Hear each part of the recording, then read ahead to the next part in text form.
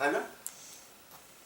क्या करें, तो यहाँ कोई ऐसी कारोबार नहीं। मैंने आपको जो मेरे समझ में आया और मेरे जीवन में जो घटा बेटा मैं वही बता। मुझे एक ऐसे इंसान से मुलाकात हुई जो घर गृहस्थ में रहता हुआ, उसके पास बेटी बैठते बैठते मुझको सब कुछ पता चल गया कि क्या है असलियत। उसके पास बैठते बैठे बेटी कुरान में क्या लिखा है, बाइबल में क्या लिखा, नानक जी ने क्या लिखा, जैन में क्या, सब पता नहीं कैसे मालूम हो गए। सिर्फ श्रद्धा विश्वास समर्पण के साथ अपनी बुद्धि को अपने मन को थोड़ा से जोड़े रहो, बस काम हो जाएगा। कि सारा खेल मन ही का है। इस मन में किसी को आप अपना इष्ट बना के बैठा लो, आपका काम हो जाएगा, हो जाता है बेटी।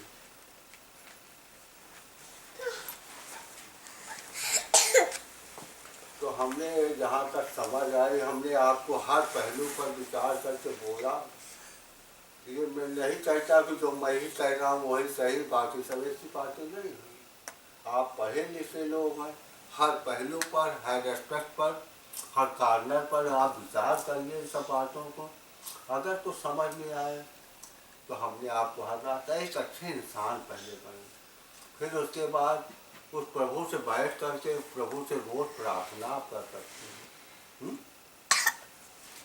प्रार्थना में सिर्फ यही कहना को कोई जरूरत नहीं कि संस्कृत का लफ्ज पढ़िए, श्लोक पढ़िए। मैं तो कहता हूँ एक सरल भाव से तो प्रभु से प्रार्थना करिए कि प्रभु मैं मूर्ख हूँ, अज्ञानी हूँ, कुछ भी नहीं जाना, क्या सही है क्या गलत है हमको कुछ समझ में नहीं आ रहा, हम कहाँ जाए प्रभु। 10 मिनट 15 मिनट बैठ करके उस प्रभु से आप इसे सरल शब्दों में प्रार्थना करो, फिर वो प्रभु आपको व्यवस्था बना देगा। खुद ब खुद कोई ना कोई ऐसे लोगों से मुलाकात करा देगा जो आपके अंदर स्वतः शांति आने लगेगी। उसके साथ जाने से, बैठने से, उठने से स्वतः आपके अंदर शांति सुख का अनुभव आने लगेगा। जो असलियत है मैं आपको बता रहा हूँ।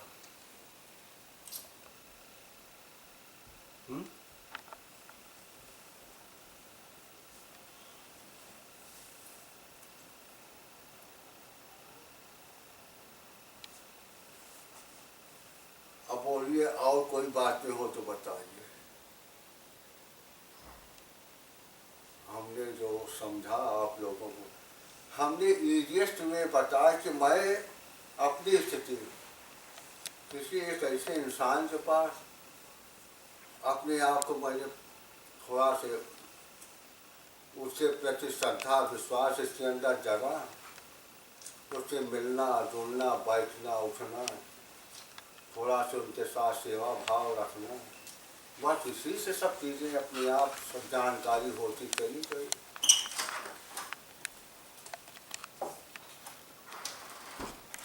तो वही रास्ता हम आपको भी बता रहे हैं।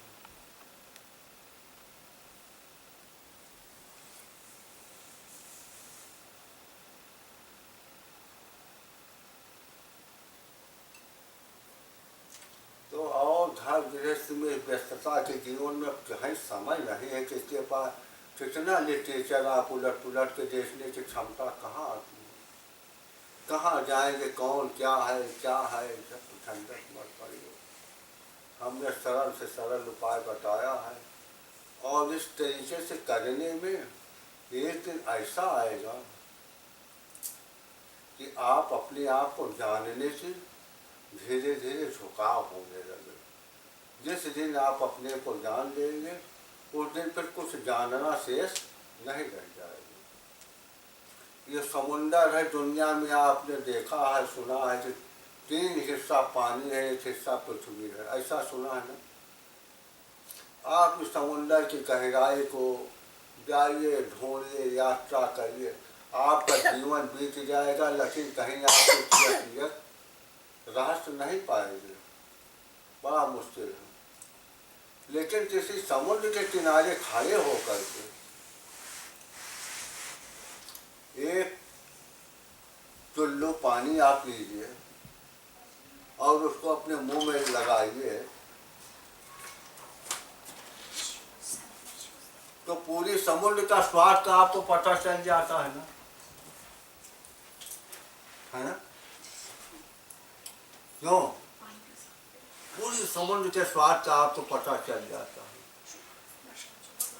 उसी तरीके से आपके अंदर जो आत्मा है, इसको जानने की आप कोशिश करिए, प्रभु से प्रयत्न करिए, प्रार्थना करिए। इसको जिसने जान लिया बेटी, वो सारी दुनिया की सारी कायनात को सब जान लेगा।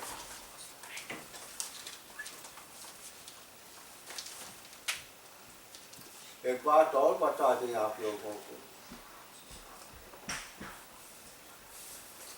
सारा मन बिगाड़ा है किसी ने, ये हमारे मन ही ने आपको दुख भी देता है, मन ही ने आपको सुख भी देता है, और कुछ नहीं है। ये सारा खेल मन ही का है। जैन संप्रदाय के बाद में 2500 वर्ष पहले करीब, उसी समय से थोड़ा आसपास बुद्ध जी भी आए हैं, बुद्ध धर्म।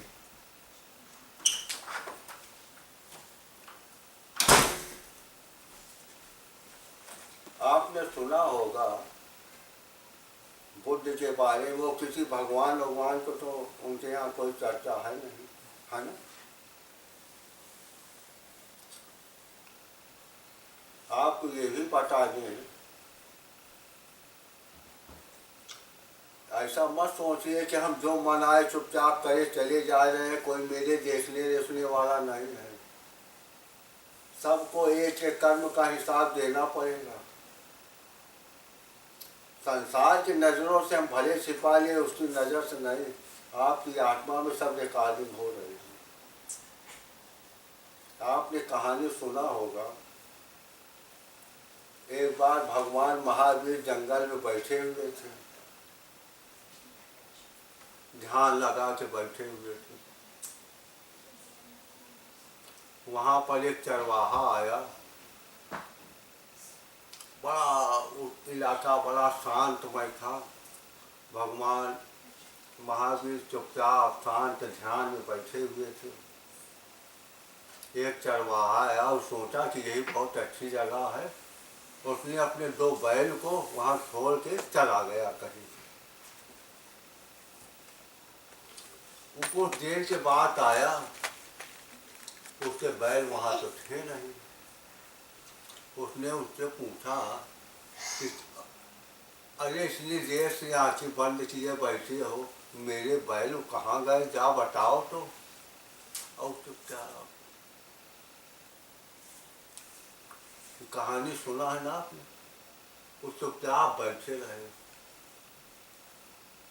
वो चरवाहा बड़ा उसको गुस्सा लगा, ये आँख बंद करके बैठा, मेरे बैल इतनी देर से चारों तरफ ढूंढ ढांड के आया, पसीना से लटपट, फिर बैठा रहा।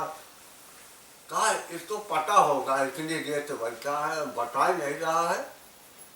वो गुस्से में उसने क्या किया, वो सिरकंडा होता है ना, सिरकिंदा, उस काट के लाया, उसको ऐसे छील करके भगवान महावीर के कानों में ठोंक दिया, और ठोंक करके बाहर से इसे कैंची से काट दिया कि ताकि जल्दी से कोई निकाल न भी पाए। ऐसा सुना है ना? पेड़ से ठोक दिया। वो चुपचाप बैठे रहे। फिर उसके बाद वो उसका पता नहीं बैल और मिला तो चला गया। कि भगवान महावीर के शिष्य लोग उनको ढूंढते ढूंढते वहाँ आए, तो देखा कि कान में वो सिरकिंदा घुसा है लकड़ी से। उन्होंने किसी तरीके से बहुत उपाय करके वो अंदर से डाल करके काट दिया था कि जल्दी से निकलने भी न पाए। हल्का हल्का खून भी बह रहा था। उन लोगों ने किसी तरीके से उसको निकालने की कोशिश किया। जैसे ही निकला तो उनको आह ऐसी आवाज़ आई। तो उनको ये लगा, तो वैसे ही ऊपर से आवाज़ आई, आकाशवाणी हुई कि तूने भी एक जन्म में किसी के कान में इस तरीके से खीरा ठोका तो उसी का आज ये प्रायश्चित है। ऐसा पढ़ा होगा, ऐसा सुना होगा। ये इतने बड़े तीर्थंकर थे, इतने बड़े महापुरुष थे, आज अपने कर्मों का सजा कई जन्म पहले के सब भोगना पड़ा। आप कैसे समझ रहे हैं कि हम किसी को धोखा दे करके अपना काम बना करके निकल जाएंगे, कोई देख नहीं रहा, ये धोखा नहीं तो और क्या। याद रखना, जब भगवान महावीर के साथ ये गुजरी, उसको आवाज आई ऊपर से कि तूने एक जन्म में इसी तरीके से किसी के कान में खीर ठोका था, आज उसी के सजा है ना बेटे। ऐसा सुना है क्या आपने? ऐसा है ना। तो याद रखिए कि हम जो मनाए तो नहीं कर सकते। आज भले हम आपकी निगाहों बचा करके किसी को धोखा दे करके चले जाएंगे, इसका सजा हमको कहीं ना कहीं भोगना पड़ेगा। क्यों भैया, बात नहीं है ना। अब बोलिए, इसलिए के बावजूद भी हम कितने जा उदंडी मूर्ख हैं, इस बात को विश्वास ही नहीं। अरे यार चलो जो मनो सब करो, जो होगा देखा जाएगा। क्या बेटी बेवकूफ़ी भरी बात है।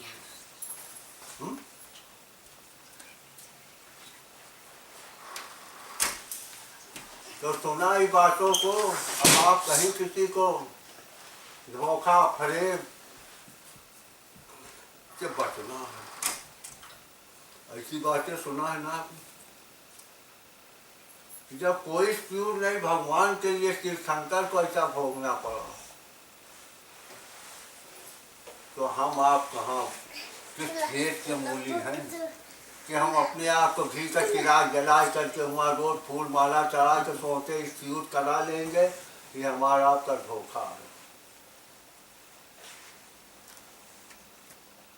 लेकिन एक बात मेरी बेटी जीवन में गुजरी है, उसको भी मैं प्रकाश में डालना चाहता हूँ। अगर किसी महापुरुष से, महापुरुष का मतलब समझते ना, जिसने अपनी उन्नति को आत्मा, उससे अगर आप नाता जोड़े रहोगे ना बेटा, उसके अंदर ये क्षमता होती है कि आपकी सजा को या तो माफ करा दे या कम करा दे। ये उसके अंदर होता है। ये भी मेरे जीवन में घटना घटी, इसलिए मैं कह रहा हूँ। जहाँ पर उसमें ऐसी है संत समागम वगैरह किताब में बातें, राधा स्वामी मठ का नाम सुना है ना, उसमें बातें हमने पढ़ा, उनके पास किताब हम।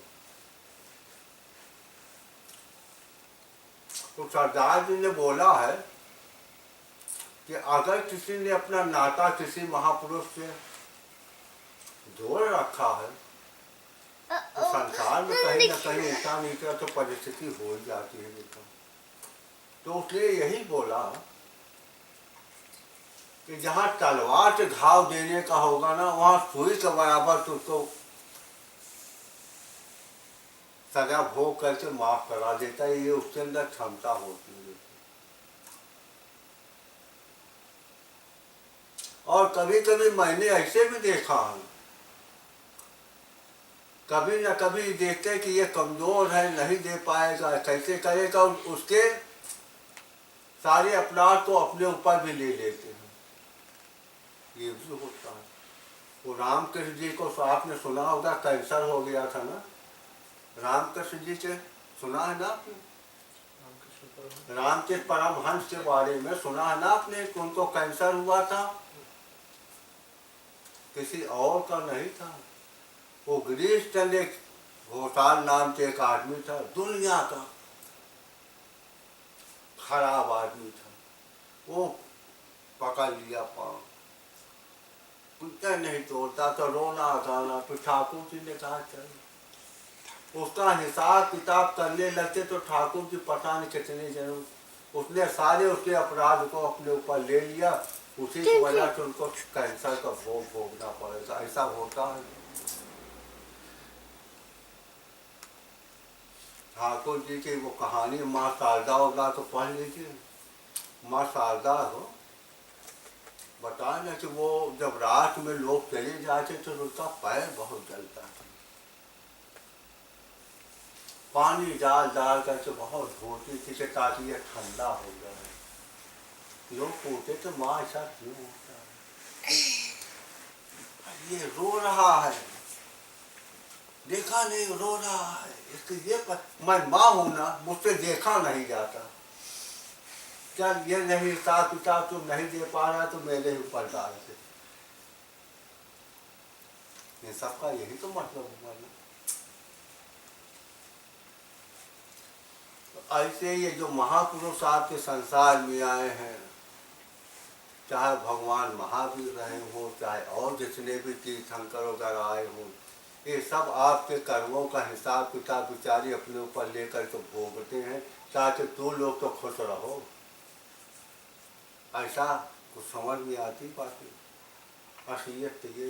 इसीलिए मैं कहता हूँ कि आप सब कुछ नाता बनाते हुए किसी अपनी सोच को, अपने मन के रिश्ते को किसी सुपर जी से जोड़ तो दो, ताकि कोई मामला आए तो वो जाने। क्यों भैया बातें को समझ में आई। इसी को समाज की भाषा में लोगों ने सुना होगा, शास्त्र की भाषा में गुरु भी कह देते हैं। आपने सुना होगा कि शिष्य का सारा अपराध गुरु अपने ऊपर भी ले लेता है, इसको भी सुना होगा आपने। कि है इसकी वास्तविकता सही, लेकिन ऐसे लोग समाज में बहुत कम आपको देखने मिलेंगे, बनावटी ज़्यादा मिलेंगे। वो सवेरे से बोल देंगे कहता है कि $700 दो, मैं ढंग का तो पूजा पाठ कर दूंगा तुम्हारा तो सब फट। ऐसे ढंग का महापुरुष कुछ लेता नहीं आप दे ही क्या पाएंगे। अरे उसके इशारे पर चांद तारे बाबू से चलते हैं, आकाश से चांद तारे चलते हैं। मैं क्या बताऊं आप लोगों को, मेरे साथ बहुत घटनाएं घटी हैं बाबू जी। और एक ऐसे इंसान वो घर गृहस्थ में भी नहीं थे, तो कोई सन्यासी हो बाबा हो ऐसा भी नहीं। तो मैंने देखा एक ऐसे इंसान घर गृहस्थी अपना बाल बच्चों को सारी देख रखते भाई, उन्हीं ने मेरे ऊपर ऐसे दया कर दिया। आज जो कुछ भी मैं आपके सामने बताऊं, वहाँ बिना मतलब बैठा था, ये सब लोग इकट्ठा करके पता नहीं कैसे ये देखेंगे सीधी जी वगैरह। अरे नहीं बाबू जी आप और श्यामल, पर किसी तरीके से मैं, अरे फिर वहाँ पर बच्चों ने कहा कि अरे यार इक्यानवे क्लास में बाबू जी को बड़ा तकलीफ होगा, इन लोगों ने बिजनेस क्लास में मेरा टिकट कटाया, मैं आया। पिछले बार भी आया तो हमने कहा यार कब तक। अब इन बच्चों का स्नेह है, प्रेम है, मैं क्या बताऊँ। अब क्या होता है इन्हीं से पूछूं कि मेरे साथ क्या होता है।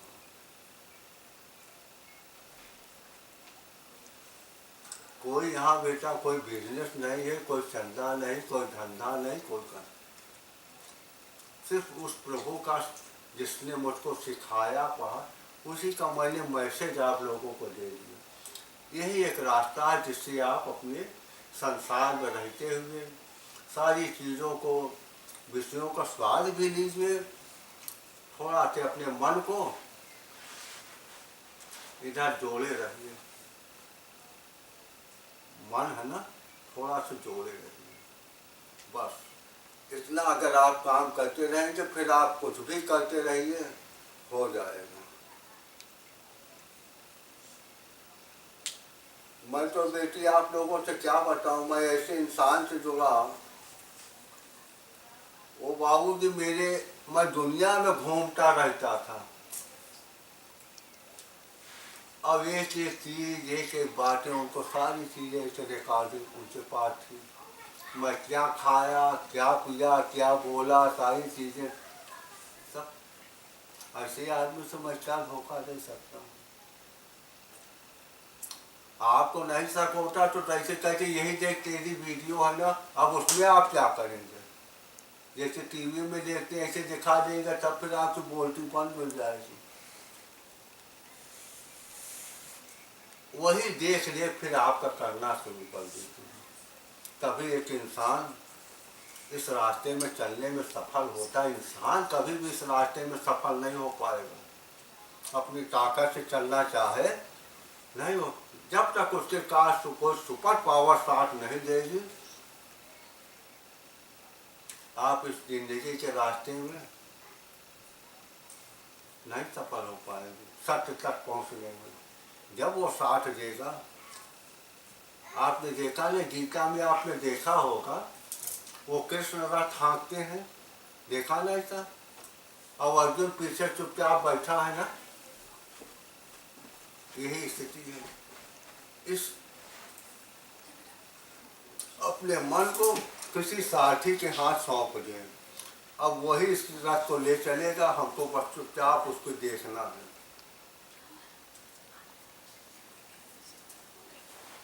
आपकी गाड़ियों में जीपीएस लगा रहता है ना, जीपीएस, उसमें आप क्या करते हैं, उस एड्रेस को फीड कर देते हैं, है ना। फिर वो आपको एरो करता हुआ बताता चला जाता है। आपका काम क्या रहता है, उसको फॉलो करना, उसी ढंग से आपको गाड़ी चलाना, है ना। फिर आप अपनी बुद्धि लगाएंगे तो मामला गड़बड़ हो जाएगा ना, रोकने भी लगता है ना।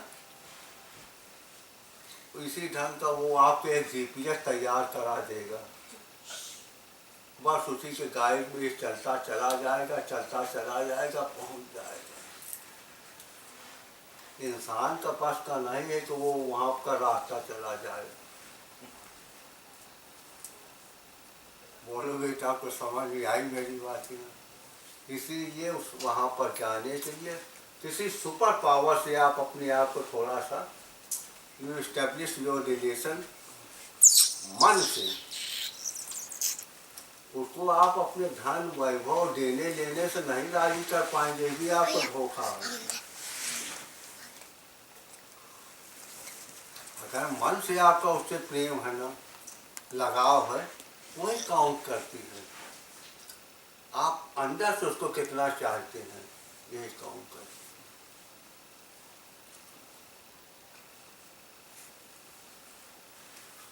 तो